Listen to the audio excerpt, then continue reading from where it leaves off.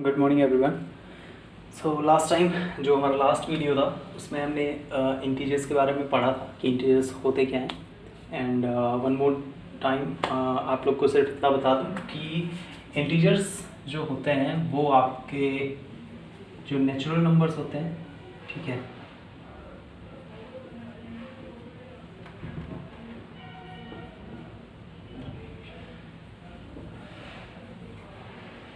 And आपके जो whole numbers होते हैं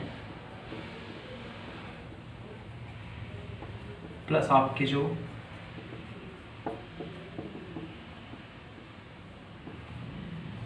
नेगेटिव नंबर्स होते हैं, just like 1, 2, 3 and so on, 0, 1, 2 and so on, and -1, -2, -3 and so on. तो जब हम इन तीनों को आपस में मिक्स कर देते हैं तब हमें क्या मिलते हैं? इंटीजर्स, ठीक है। सो बेसिकली आपका जो पूरा चैप्टर है वो यही है।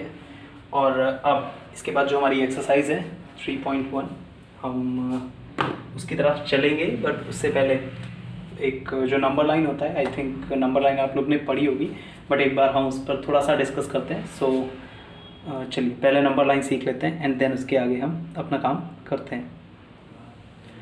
सो ये है हमारी नंबर लाइन, ठीक है, बिल्कुल स्ट्रेट होती है।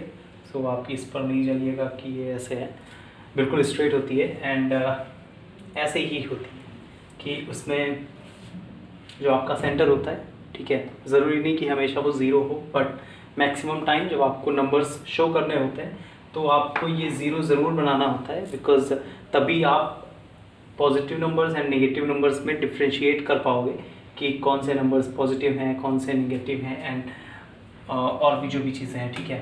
सो सबसे पहले जो हमारा सेंटर होता है, ठीक है, वो होता है हमारा ज़ीरो, जो कि हमारा होल नंबर होता है। देन उसके आगे जो राइट साइड होती है, ठीक है, जो राइट साइड होती है वो हमेशा पॉजिटिव नंबर्स को शो करती है, ठीक है, जो यानी कि आपके नेचुरल नंबर्स होते हैं। और जो लेफ़्ट साइड होती है वो हमेशा आपके नेगेटिव नंबर्स को रिप्रेजेंट करती है, जिसमें कि हमारे नेगेटिव नंबर्स आते हैं। और इन सब को मिला करके हम क्या बोलते हैं? इनको इंटीजर्स। तो इनके बीच में एक और चीज़ होती है कि 0 से 1 इसकी नंबर लाइन पर जितनी दूरी होगी उतनी ही दूरी 1 से 2 की होगी, उतनी ही दूरी 2 से 3 के बीच में भी होगी, और उतनी ही दूरी 0 से -1 के बीच में भी होगी, -1 से -2 के बीच में भी होगी। यानी कि इनके बीच की जो डिस्टेंस है, इनके बीच में जो डिफरेंसेस हैं वो बिल्कुल सेम होंगे, ठीक है। सो ये हो गई आपकी नंबर लाइन। इसके बाद आपकी जो एक्सरसाइज है हम उस पर चलते हैं। एंड बेसिकली उसमें हमें करना क्या है कि इन्होंने लिखा है कि represent each of the following statement with N appropriate integer. Appropriate integer यानी कि जो भी इंटीजर का मतलब अभी आपको समझाया ना कि या कोई भी नंबर हो, चाहे वो 2, 5, 6 या 7 या 350 जो भी हैं, ठीक है, 287 जो भी हैं, तो चाहे वो पॉजिटिव में हो, चाहे वो नेगेटिव में हो, चाहे वो ज़ीरो हो, ये सभी के सभी क्या कहलाते हैं? इंटीजर्स कहलाते हैं। सो इन्होंने बोला है बेसिकली कि ये जो आपके फॉर्म यानी कि ये जो लिखा हुआ है, जैसे कि आपका जो क्वेश्चन नंबर एक का पहला पार्ट है, ठीक है, फर्स्ट का जो पहला पार्ट है उसमें लिखा हुआ है लॉस ऑफ ₹380, यानी कि ये जो लिखा हुआ है ये वर्ड्स के फॉर्म में लिखा हुआ है। सो इन्होंने हमसे बोला है, ठीक है, इसके पहले तक आपको केवल समझना था, यहाँ से हमारी एक्सरसाइज स्टार्ट होती है। सो ये जो है इन्होंने बोला कि a loss of ₹380, that means कि ये जो भी है 380 रुपीज़ का जो लॉस हुआ है, लॉस यानी कि घाटा जो हुआ है, यानी कि कम जो हुआ है, इसको हमें इंटीजर्स के फॉर्म में लिखना है। सो इंटीजर्स के फॉर्म में कुछ चीज़ें हमें याद रखनी होती हैं कि अगर हमें लिखना होता है तो उसमें करना क्या होता है, जो लॉस होता है वो किस में आता है? निगेटिव में, है ना। निगेटिव का मतलब हो गया कि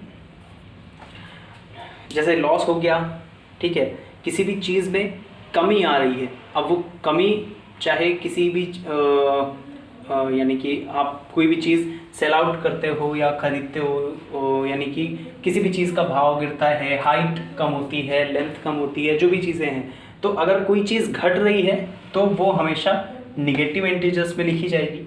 ठीक है, निगेटिव इंटीजर्स क्या है, यानी कि वो निगेटिव फॉर्म में लिखी जाएगी। और अगर कोई भी चीज़ कंटिन्यूसली बढ़ रही है तो उसको हम पॉजिटिव फॉर्म में लिखते हैं। सो लॉस क्या होता है हमारा, यानी कि हमारा लॉस का मतलब होता है कि हमें घाटा हो रहा है किसी भी चीज़ में। अब वो जो भी चीज़ रही हो जिसकी वजह से हमें लॉस हो रहा है, सो लॉस का मतलब हो रहा है कम होना, घाटा हो जाना। और नंबर हमें साफ साफ लिख रखा है, सो बस इस नंबर को ही हमें यहाँ पर लिखना होता है। लेकिन लॉस का मतलब क्या होता है कि हमें इसको निगेटिव फॉर्म में लिखना है। दैट मीन्स कि इसके आगे हमें क्या लगा देना है, माइनस।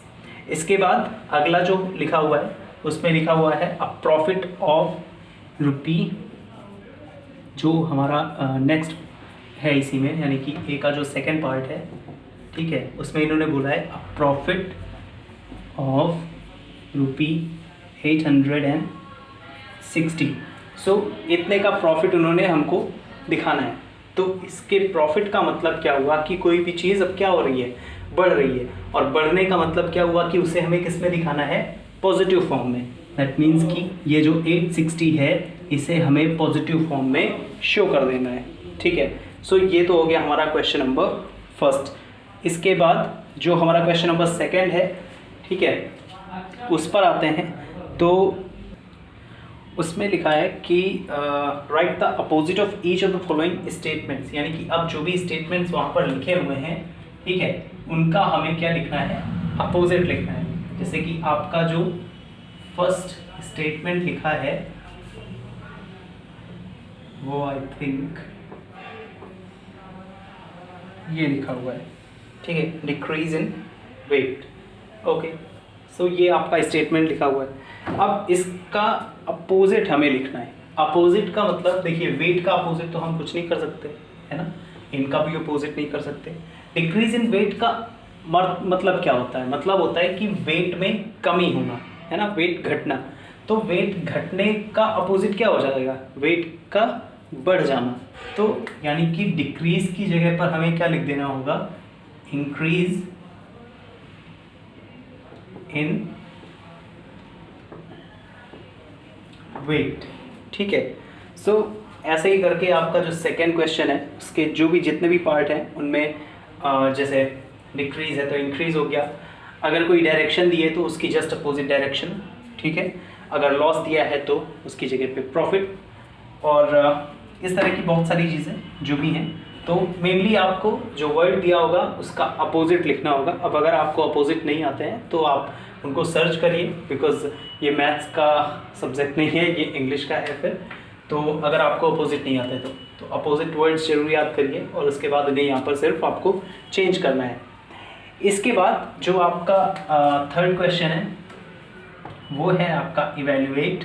और इवैल्यूएट में बिल्कुल सिंपल सी चीज़ होती है, जैसे इन्होंने लिखा हुआ है कि आपका जो पहला क्वेश्चन है वो है आपका 28 + 16, ठीक है, एंड प्लस नहीं है, माइनस है इसके बाद 37, ठीक है। सो इवैल्यूएट करना है, यानी कि इसका हमें इसको सॉल्व कर देना है। सॉल्व करने में जो ये लाइंस लिखी होती हैं इनका मतलब होता है कि हमें इसका मॉड निकालना है, ठीक है। मॉड निकालने का मतलब होता है कि इसकी सिंपल सी वैल्यू यहाँ पर हमें लिखनी है, इन लाइंस को हटाना है। तो उसके लिए क्या करते हैं, इनमें जो भी वैल्यू लिखी होती है, ठीक है, उस वैल्यू के अकॉर्डिंग ही हमें इसको सॉल्व करना होता है। और मॉड का मतलब होता है कि ये जो नंबर है इसको इसी के फॉर्म में सिर्फ हमें नीचे लिख देना होता है। और मॉड में अगर कोई भी चीज़ होती है, ठीक है, अब वो चाहे नेगेटिव में हो चाहे वो पॉजिटिव में हो, उसे हमें अगर वो नेगेटिव में है तब भी उसे हमें पॉजिटिव में लिखना है, और अगर वो पॉजिटिव फॉर्म में है तब भी उसे हमें पॉजिटिव फॉर्म में ही लिखना है। जैसे ये हमारा लिखा हुआ है -28, 16, 37। तो अब आप देखोगे कि ये क्या लिखा हुआ है -28, लेकिन ये जो बड़ी वाली लाइंस हैं इनको हम कहते हैं मॉड। तो इसका मतलब क्या हो जाएगा कि ये जो -28 है ये किस में चेंज हो जाएगा, +28 में। यानी कि अगर इस लाइन के अंदर में ये माइनस का साइन लगा हुआ है तो इसका कोई मतलब नहीं रह जाता। जब हम इसको इस साइन के बाहर निकालते हैं तो ये जो है ये एज इट इज़ हमारा सामने चला आता है पॉजिटिव फॉर्म में, नेगेटिव नहीं रह जाता। इसके बाद हमारा प्लस का साइन है, वो प्लस का साइन लगाया, देन 16 है, ये पॉजिटिव में है, पॉजिटिव में ही रहेगा। यानी कि आपने देखा क्या, जो नेगेटिव में है वो भी पॉजिटिव में और जो पॉजिटिव में है वो भी पॉजिटिव में। तो बेसिकली इसके अंदर जो भी चीज़ होगी वो जब बाहर आएगी तो वो पॉजिटिव में ही होगी, चाहे वो नेगेटिव में हो चाहे फिर पॉजिटिव में। इसके बाद आपका माइनस का साइन, ये आपका +37 है, ये आपका एज इट इज़ आ गया बिकॉज यहाँ पर कोई साइन है नहीं। अब इसके बाद बॉड मास लगा देते हैं। बॉड मास में उसके अकॉर्डिंग यहाँ पर एडिशन पहले एंड माइनस यानी कि सब्ट्रैक्शन बाद में, इनको ऐड करेंगे तो ये आएगा हमारा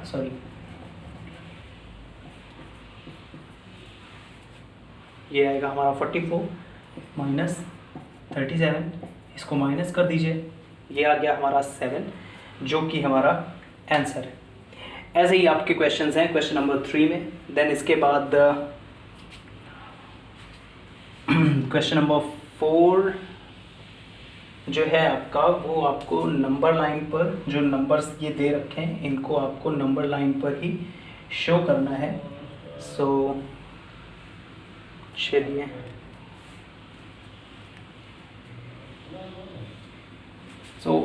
कोई नहीं, आज के लिए आपका जो वर्क है वो यहीं तक है, क्वेश्चन नंबर 3 तक। देन इसके आगे जो क्वेश्चन नंबर 4 है एंड उसके आगे वो हम अगली क्लास पर बताएंगे बिकॉज ये वीडियो बहुत लंबा हो रहा है। सो थैंक यू वेरी मच। और क्वेश्चन नंबर 3 तक आप लोग ज़रूर सॉल्व करिए अपनी कॉपी पर बिकॉज आपके एग्ज़ाम्स भी नज़दीक आ रहे हैं। So thank you very much, till then take care, good bye.